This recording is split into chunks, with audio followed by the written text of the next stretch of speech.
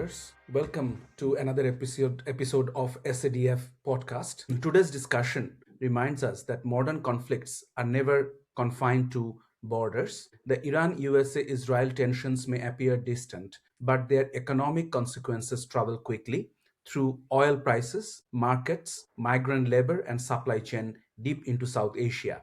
I'd like to sincerely thank Dr. Boutier for joining us and offering her clear and grounded insights into these complex and interconnected challenges. So, welcome, Indira. Thank you. So let's start with the first question that to begin, how should we understand the current Iran USA Israel tensions from an economic perspective rather than just a security or military lens? And just a small follow up question, why are economies in South Asia particularly vulnerable to conflicts originating in the Middle East? So, in a previous podcast that we did a couple of weeks ago, we talked about the conflict in itself, the impact on minority groups, and how the situation in the Middle East has had repercussions, just like you said, in South Asia. But since a couple of weeks now, there are four major issues that arose and that impact the few elements that you've mentioned already. The first one is the energy crisis. The second one is the inflation, and so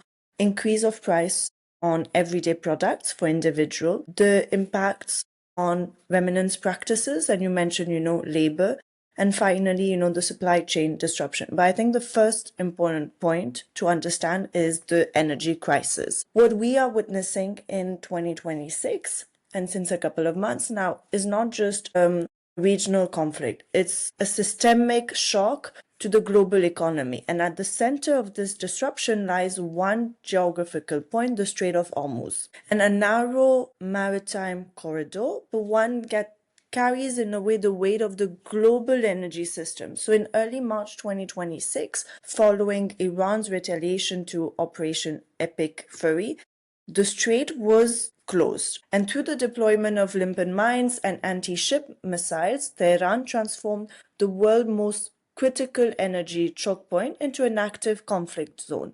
And the consequences were immediate. But to understand the scale, we need to start with a few numbers, and I'll make it short. Roughly, there's around 21 million barrels of oil per day that transit through Hormuz, and that is about 1/5 of global oil supply, alongside 20% of global LNG flows. And so within weeks, that supply was partially or just removed from the market. And so what's the result of that? It's a historic price surge. So Brent crude, which had been stable around $70 to $75 per barrel, climbed by nearly 60% in a matter of weeks. So we've crossed $115, nearly peaking to close to $120. And so the International Energy Agency described this as, and I quote, the greatest global energy security challenge in history. But what's important to know, and we'll see, through this conversation, is that the crisis did not just stop at oil. Natural gas, for instance, the market was hit just as hard, and even not harder, actually. Qatar is one of the world's leading LNG exporter at the moment, and it was forced to declare force majeure after strikes on the Ras Laffan industrial complex. And so that means that production dropped by nearly 17%. And that's what it is interesting, because in Asian spot markets, LNG prices surged by more than 140%. So at that point, the issue is no longer just price volatility, it's clearly exclusion.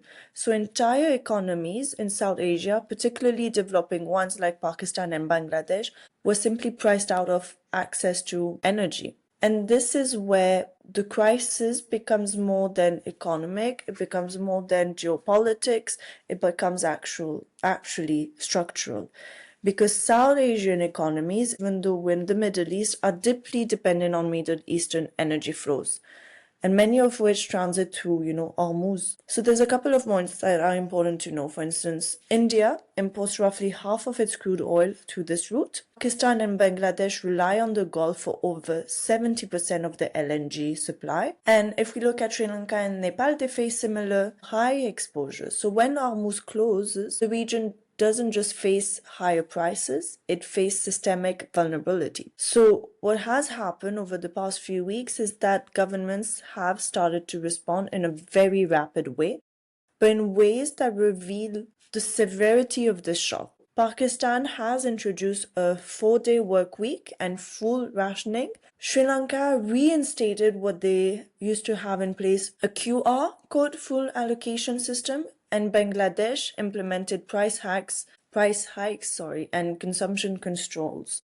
And these are not ordinary policy tools. They're actually crisis management mechanism. And what is actually particularly striking in this crisis is how quickly it moves from markets to everyday life. So for instance, again across South Asia, governments have revived measures actually that resemble pandemic governance. So we have the basic, in a way, remote working mandates. We have reduced working hours. Some universities have closed earlier, and also national holidays to conserve energy. But the driver here is actually not public health, for instance, just like we saw during COVID-19 a couple of years ago, but it's actually energy scarcity, which is quite interesting. But if we look at the more personal level, at the household level, the effects are immediate. So what we saw in Philippines, for instance, is that transport workers have seen incomes collapse. Farmers are reducing planting because of fuel costs, and urban services are shutting down due to the clear lack of gas. And so, for instance, a concrete example in India, we have an entire industrial cluster, such as ceramics in Gujarat, and this was closed, and it was forced to close. So hundreds of thousands of workers are now in economic limbo. And the shock extends even further than South Asia.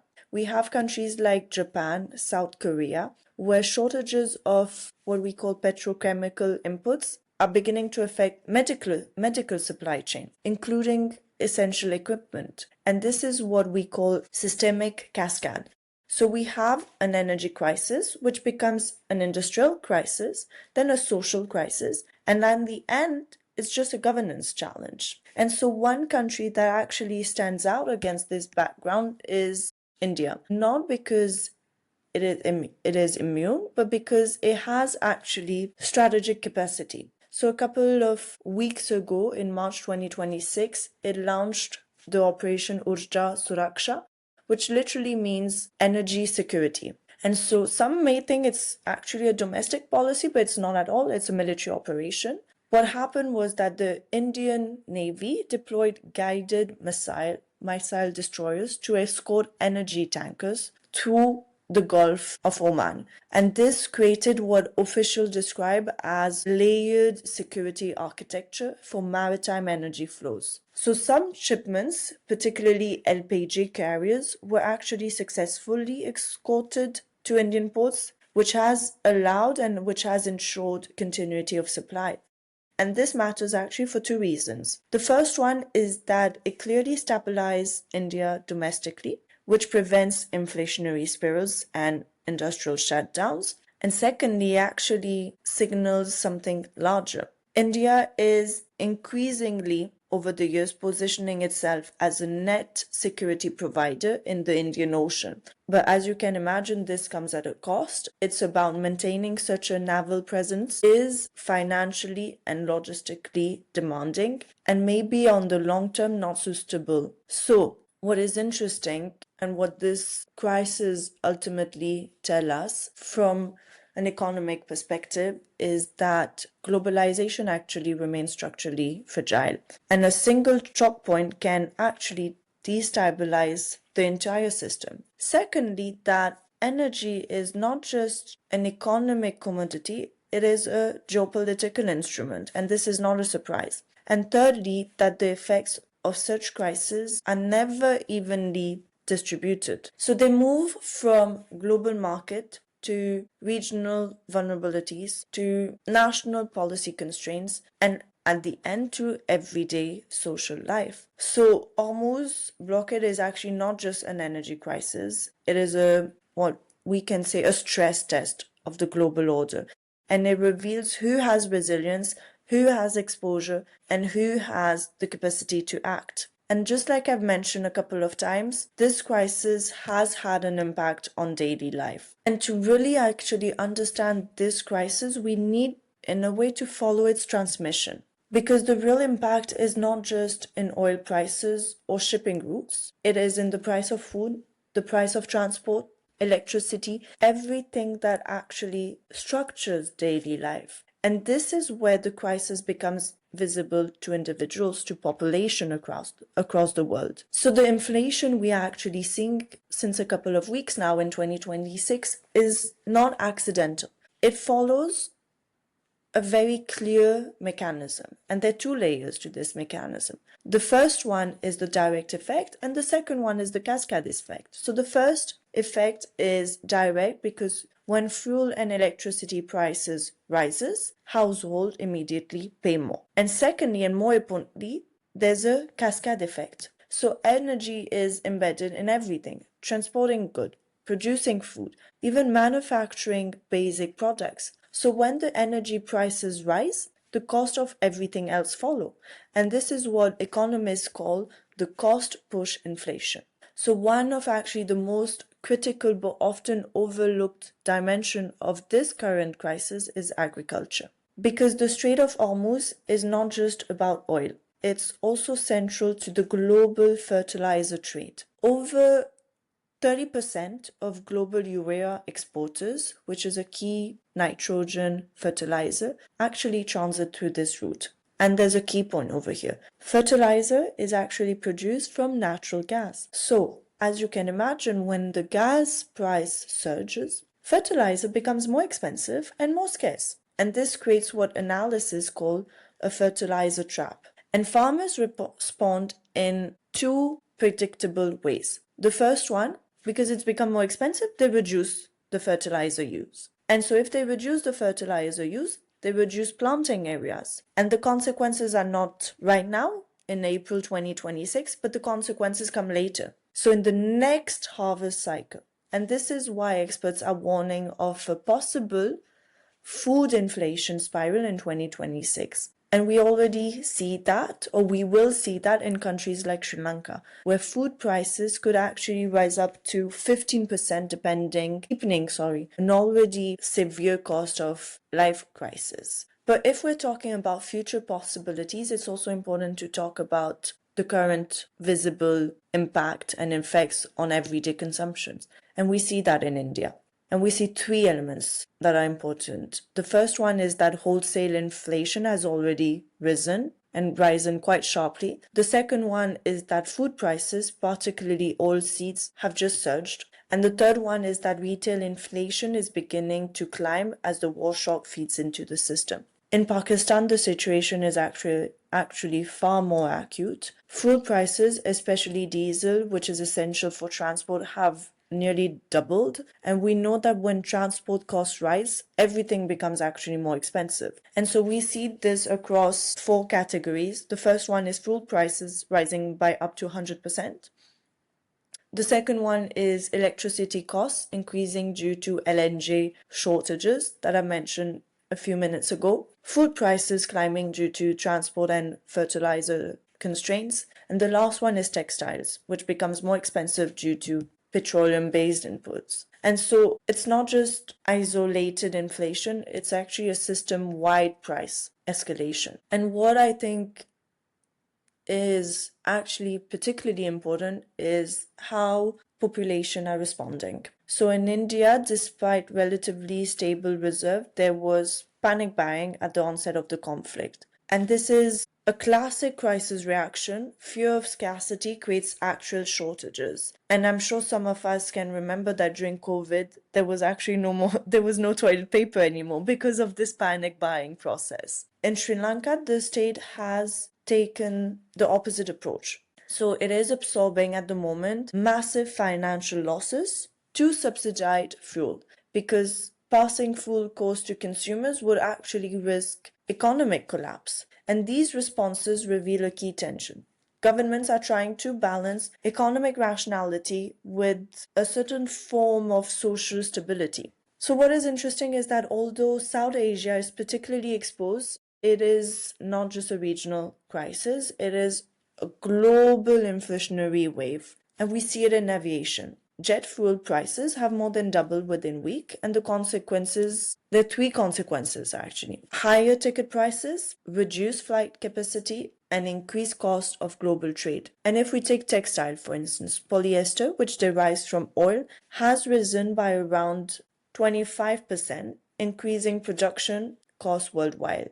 And even more actually critically, the pharmaceutical sector is affected. So petrochemicals are essentials for producing medicines. So as the costs are rising, drug prices are increasing, and access to basic healthcare becomes more difficult. So this shows again something quite important.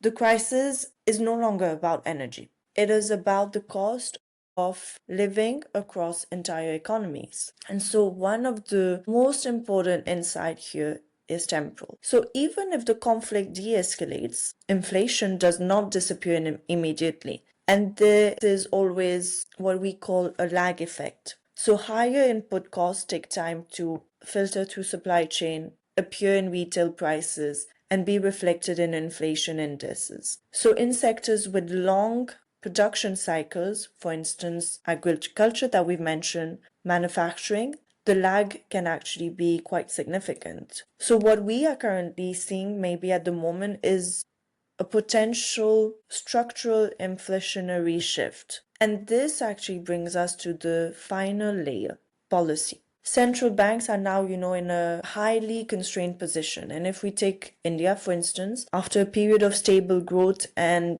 low inflation, the Reserve Bank of India was actually forced to pause its rate cuts, and it is now balancing between the need to support growth against rising inflation and currency pressure. But for countries like Pakistan, Sri Lanka, or Bangladesh, the situation is far more severe, if we can say that, because they're operating under IMF, so the International Monetary Fund programs, which means three things. The first one is limited fiscal flexibility. The second one is pressure to remove subsidies. And the third one is strict budget disciplines. So basically what it means is that they cannot fully protect their population, and this creates a dangerous dynamic, as you can imagine. So at this stage, inflation is no longer just an economic issue, it becomes a political and social risk, because what we are seeing is rising living costs, we have a decline of purchasing power, and we have limited state capacity to intervene. And historically, this combination has been associated with social unrest, political instability, and as well as institutional pressure. So the inflationary shock triggered by the Hormuz blockade is not just prices, it's not just energy. At the end, it is about the stability of entire societies. And there's one thing that you've mentioned, in the introduction of this podcast is labor. So at the moment, we follow the crisis from energy markets to inflation to the cost of everyday life. But there's a third layer that we already actually mentioned in our previous podcast on the current situation and current conflict, which is less visible but absolutely critical, is labor in that area, in the Middle East. For many South Asian economies, stability does not only come from domestic production, it comes from money sent home, which we call remittances. And we need to start with one figure to understand the scale. In 2025, India received $135 billion in remittance. And it's not just marginal, we're talking about $135 billion. That means that this is macroeconomically decisive. Nearly 40% of that comes actually from Gulf countries. And it's not just India. We see that Pakistan and Bangladesh actually show similar dependency level. And these flows, they don't just support household, they also are finance trade deficits, they stabilize foreign exchange reserve, and they sustain domestic consumptions. So in many ways, actually, remittance function as a parallel economic systems. So for countries like India, remittance finance is a large share of the trade deficit, which means that external stability is directly tied to conditions in the Gulf. And this relationship has evolved because migration to the Gulf is not just temporary, but it's also about labor mobility. It has become over the years more settled, more family based, more socially embedded as well. And so, for example, we have approximately between 1,000 and 230,000 Indian students that are enrolled in schools across the UAE. So when instability hits the Gulf, the impact is not just linked to wages. It affects family, it affects education, it affects long-term settlement decision. And this actually fundamentally changes the risk profile. So historically, the Gulf has been seen as a stable economic destination. If we can call it, we can actually call it maybe a safe haven for migrant labor.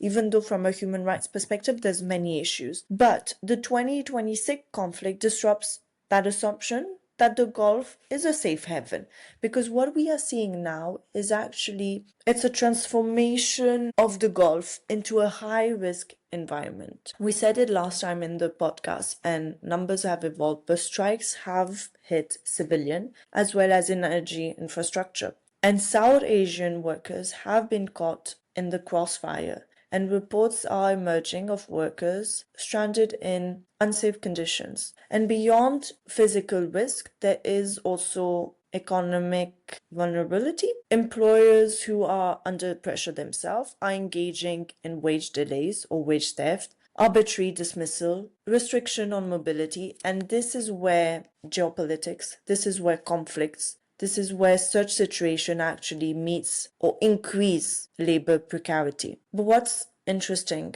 is that the labor market in the Gulf is not collapsing uniformly, it is restructuring. And so this creates a clear hierarchy because sectors like tourism, hospitality, aviation, they have experienced severe contraction. And these sectors employ large number of South Asian workers. So the result is very simple: mass layoffs and job insecurity. But we have other sectors, particularly energy infrastructures, logistics, security. Those sectors are still in demand, but these roles tend to require more specialized skills.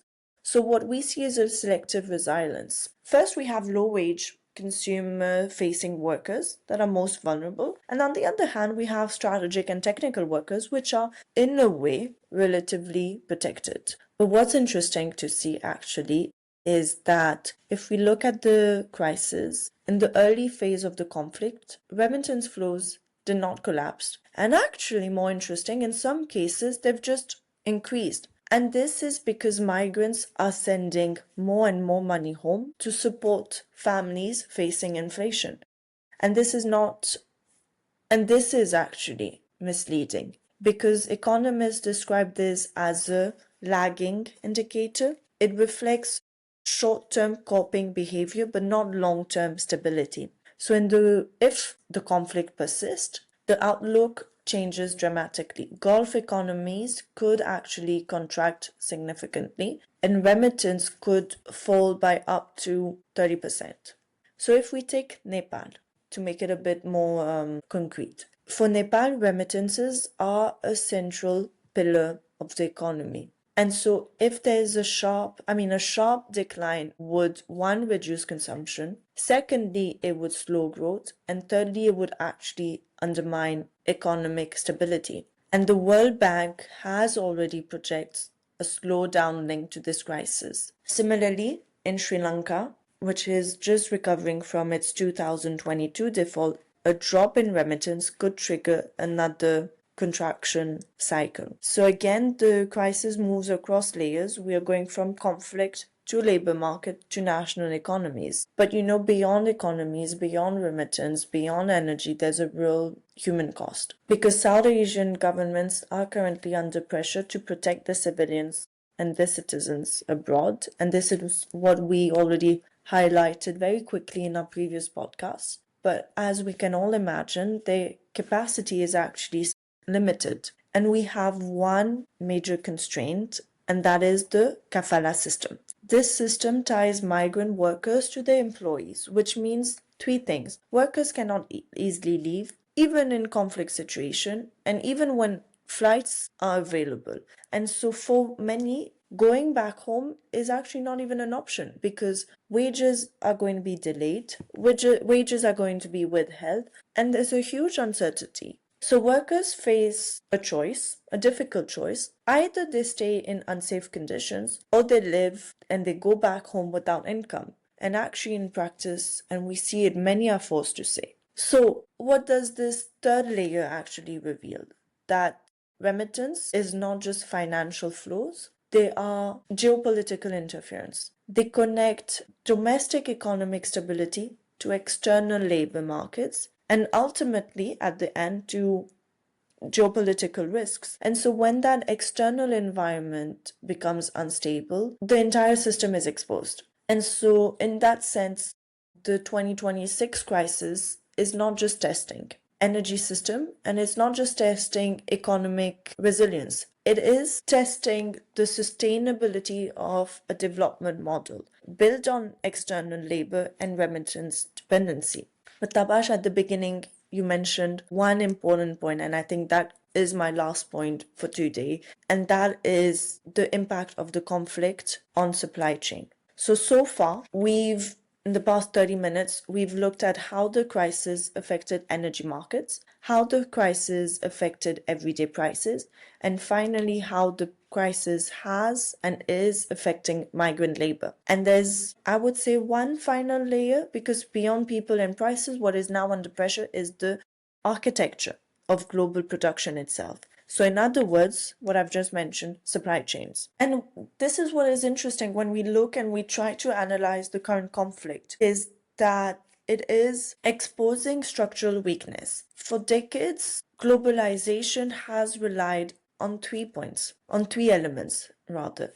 The first one is low-cost production in specific regions, especially South Asia, just-in-time delivery systems, and more importantly, stable maritime routes. And those 3 elements, as you can imagine, are now under strain. And analysts are calling this a structural shock. It's not a temporary disruption, but it's a systemic rupture in how global manufacturing operates. And as you may know, nowhere is this more visible than in Bangladesh at the moment, because the ready-made garment sector accounts for over 80% of exports earnings and it employs around 4 million people. And it has been hit by what we can only be described as a triple shock. The first shock is input costs, the second one is energy shortages, and the third one is logistical disruption. So, input costs. Synthetic fibers like polyester derived from oil have increased significantly. Dyes and chemicals have also surged. The second shock is energy shortages. So factories are facing hours of daily power cuts. And with diesel prices soaring, increasing, running backup generators is no longer an option. It's not viable. So what happens is clear. Production just stops. And the last point is logistical disruption. Shipping routes are no longer reliable. With the Strait of Hormuz disrupted and attacks in the Red Sea, cargoes are being rerouted around Africa. And that adds 10 to 15 days to delivery times, but also a significant increase in freight costs.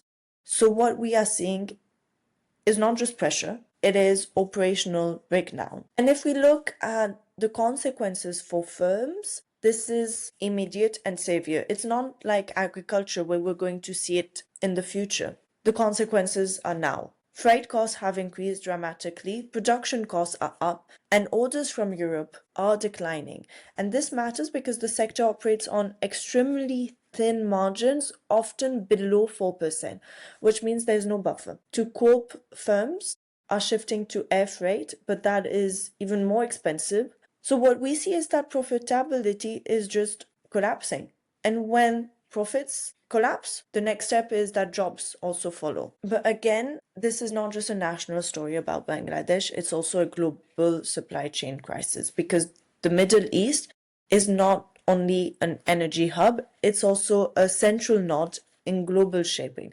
So when instability hits, the effects cascades. Shipping routes are rerouted, just like we said. Delivery schedules become more unpredictable, fuel consumptions increase, and port congestions intensifies.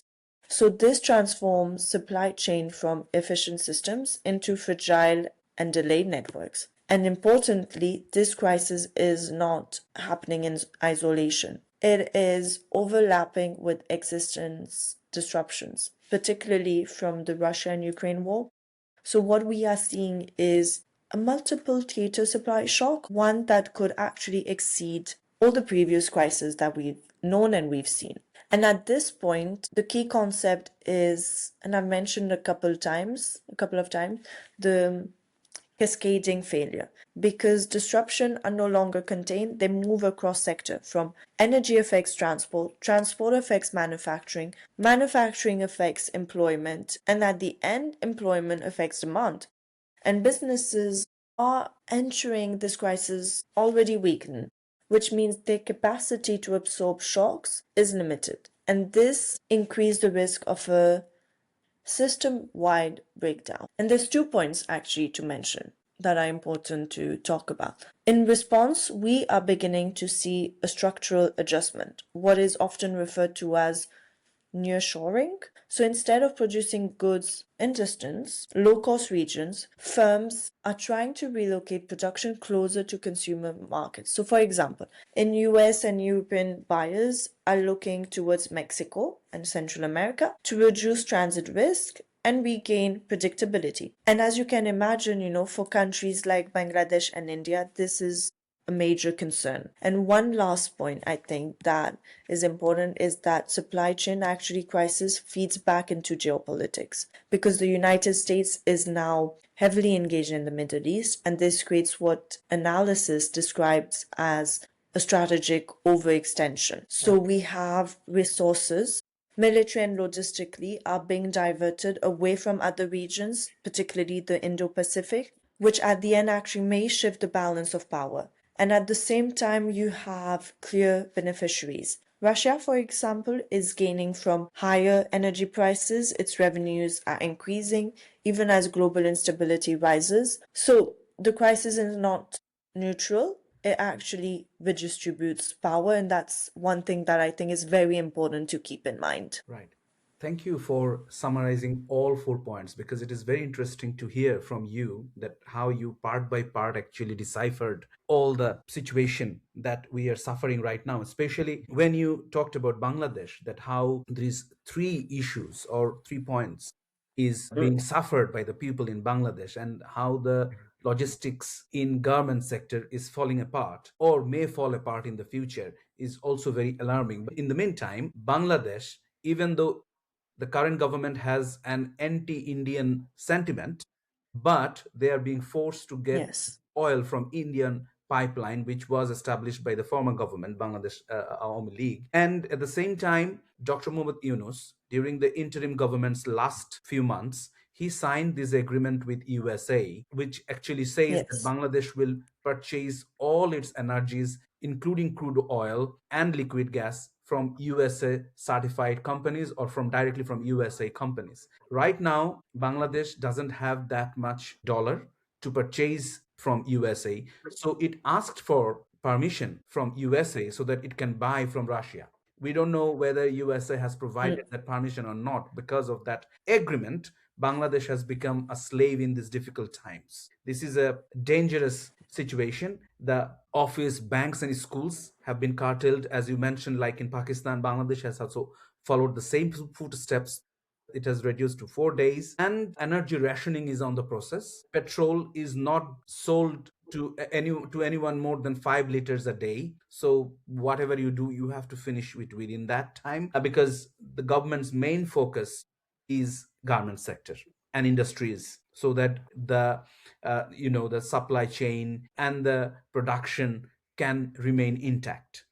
So basically, Bangladesh is a case study of a crisis country because of this situation. Because, as you said, India is in a far better situation, whereas Nepal, Bangladesh, Yes. Pakistan, Maldives, and Sri Lanka is all these countries are at difficulties. In the next episode, we will have an expert who will discuss on the impact of these on Sri Lanka and in Indian Ocean as well. In the meantime, you have rightly mentioned about kefala system and its danger to the migrant workers. in the situation of conflict. In one of the blogs in SADF, Ritika Borua, one of the experts of migration, she wrote about this danger of kafala system and how SARC can be revived to address this situation. She wrote about it. However, I have this just one last question to you. I mean, after listening to all this situation, and you have nicely actually said that how the countries will try to address this